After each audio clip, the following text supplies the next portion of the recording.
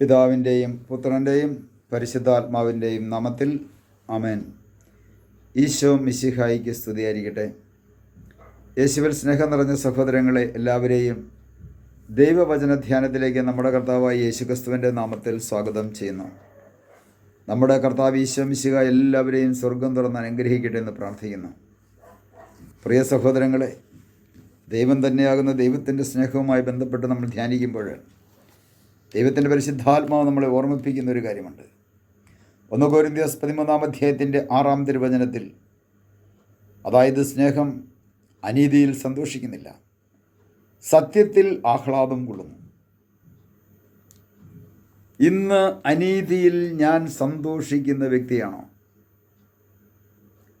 ഇവിടെ വചനം പറയുകയാണ്, സ്നേഹം അനീതിയിൽ സന്തോഷിക്കുന്നില്ല. ഇന്ന് എൻ്റെ അവസ്ഥ എങ്ങനെയാണ്? ഞാൻ അനീതിയിൽ, അനീതി എന്ന് പറഞ്ഞാൽ നീതിയല്ലാത്ത പ്രവൃത്തി. സാമൂഹ്യമായ നീതിയാകാം, ദൈവത്തിൻ്റെ നീതിയാകാം. നീതിയല്ലാത്ത പ്രവൃത്തി. അങ്ങനെ നീതിയല്ലാത്ത പ്രവൃത്തി ചെയ്തതിന് ശേഷം ഞാൻ സന്തോഷിക്കുന്ന ഒരു വ്യക്തിയാണോ? തമ്പുരാൻ്റെ മുമ്പിലൊന്ന് ആത്മപരിശോധന ചെയ്യണമേ. ഇവിടെ ദൈവത്തിൻ്റെ പരിശുദ്ധാത്മാവ് പറയാണ്, ഒരിക്കലും സ്നേഹം അനീതിയിൽ സന്തോഷിക്കുന്നില്ല. അനീതിയിൽ സന്തോഷിക്കുക. ഇന്ന് നമ്മുടെ സമൂഹത്തിൽ നമുക്ക് അനേകം വ്യക്തികൾ കാണാൻ സാധിക്കും, അനീതിയായിട്ടുള്ള പ്രവൃത്തി ചെയ്ത്, നീതിയല്ലാത്ത അനീതിയായ പ്രവൃത്തി ചെയ്ത് സമ്പത്തൊക്കെ വലിച്ചു വാരിക്കൂട്ടി വലിയ കൊട്ടാരം പോലെ പണിത്, അനീതിയുടെ മുകളിൽ കൊട്ടാരം പണിത്, അന്യായത്തിൻ്റെ മുകളിൽ മട്ടുപ്പാവ് വിരിച്ച്, അയൽക്കാരനെ കൊണ്ട് കൂലി ചെയ്യിപ്പിച്ചിട്ട് കൂലി കൊടുക്കാത്തവൻ ശപിക്കപ്പെട്ടവനെന്ന് ആമോസിൻ്റെ പ്രവചനത്തിൽ 5 അധ്യായത്തിൻ്റെ 11 തിരുവചനത്തിൽ രേഖപ്പെടുത്തിയിട്ടുണ്ട്. അനീതിയുടെ മുകളിലൊക്കെ കൊട്ടാരം പണിത് അതിൻ്റെ മുകളിലിരുന്ന് സന്തോഷിക്കുന്ന, അനീതിയിൽ സന്തോഷിക്കുന്ന ജനങ്ങൾ ഇന്ന് സമൂഹത്തിൽ ധാരാളമുണ്ട്. ഞാൻ അത്തരത്തിലുള്ളൊരു വ്യക്തിയാണ്. പാവപ്പെട്ടവനെ പറഞ്ഞു പറ്റിച്ച് അവൻ്റെ സമ്പത്ത് അടിച്ചു മാറ്റി കൈക്കൂലിയും വാങ്ങിച്ച്, അതുപോലെ തന്നെ അന്യായ പലിശയ്ക്ക് പണം കൊടുത്ത് ആ പലിശയും വാങ്ങിച്ച്, അതല്ല എങ്കിൽ ഏതെങ്കിലും തരത്തിലുള്ള കള്ളത്തൂക്കം നടത്തി സാധനങ്ങൾ വാങ്ങിക്കുമ്പോൾ മാന്യമായ വില കൊടുക്കാതെ കൊണ്ട് എന്തെങ്കിലും കൊടുത്ത് ആൾക്കാരെ പറഞ്ഞു പറ്റിച്ച് സമ്പത്ത് വലിച്ചു കൂട്ടി അതിൻ്റെ മുകളിലിരുന്ന് സന്തോഷിക്കുന്ന വ്യക്തിയാണോ? ഞാൻ ഇത്രയും സമ്പാദിച്ചു. തമ്പുരാൻ്റെ മുമ്പിൽ ഒന്ന് ആത്മപരിശോധന ചെയ്യണമേ. ഇവിടെ ദൈവത്തിൻ്റെ പരിശുദ്ധാത്മാവ് പറയുന്ന ഒരു കാര്യമാണ്, അനീതിയിൽ സന്തോഷിക്കുന്നില്ല. ഇന്ന് അനേകം വ്യക്തികൾ അനീതിയിൽ സന്തോഷിക്കുന്നവർ, നീതിയല്ലാത്ത പ്രവൃത്തി ചെയ്തു കൂട്ടിക്കൊണ്ട് അതിൻ്റെ മുകളിലിരുന്ന് സന്തോഷിക്കുന്നു. നമുക്ക് നമ്മുടെ ജീവിതത്തിലേക്കൊന്ന് തിരിഞ്ഞു നോക്കണം. ഒരുപക്ഷെ എൻ്റെ കുടുംബ പശ്ചാത്തലമാകാം, എൻ്റെ സാമൂഹികമായ പശ്ചാത്തലമോ കൂട്ടായ്മയാകാം.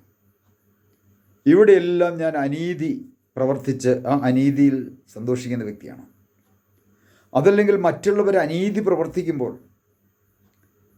ആ അനീതി പ്രവർത്തിക്കുന്നവൻ്റെ കൂടെ കൂടി സന്തോഷിക്കുന്ന ഒരു വ്യക്തിയാണോ? ഒരുപക്ഷെ എൻ്റെ പ്രതിയോഗി, എനിക്കിഷ്ടമില്ലാത്ത ഒരു വ്യക്തിയുടെ അടുത്തായിരിക്കാം മറ്റൊരുത്തൻ അനീതി പ്രവർത്തിച്ചത്, അല്ലെങ്കിൽ മറ്റൊരുത്തൻ അവനെ പീഡിപ്പിച്ചത്, മറ്റൊരുത്തൻ അവൻ്റെ പേരിൽ കള്ളക്കേസ് കൊടുത്തത്. അപ്പോൾ അവനത് വേണമെന്ന് പറഞ്ഞുകൊണ്ട് ഈ കേസ് കൊടുത്തവൻ്റെയും പീഡിപ്പിച്ചവൻ്റെയും കൂടെ കൂടി ഞാൻ സന്തോഷിക്കുന്ന ഒരു വ്യക്തിയാണ് എങ്കിൽ എന്നിൽ സ്നേഹമില്ല സഹോദരങ്ങളെ, എന്ന് പറഞ്ഞാൽ എന്നിൽ ദൈവമില്ല. ഒരുപക്ഷെ വിശുദ്ധ കുർബാന സ്വീകരിച്ച് വന്നിട്ടായിരിക്കാം ഈ പണി ഒപ്പിക്കുന്നത്. ഇല്ല, സ്വീകരിച്ച വിശുദ്ധ കുർബാനയിലൂടെ ദൈവത്തെയല്ല സ്വീകരിച്ചത്.